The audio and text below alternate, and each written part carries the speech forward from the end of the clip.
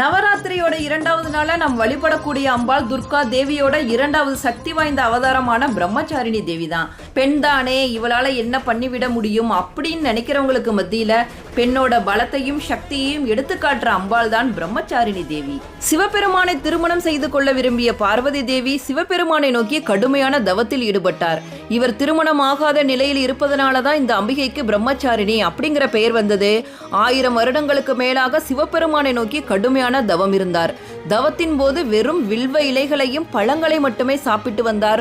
ஒரு காலகட்டத்திற்கு பிறகு அந்த பழங்களையும் விடுத்து முழு தவத்தில் இறங்கினார் அம்பிகை.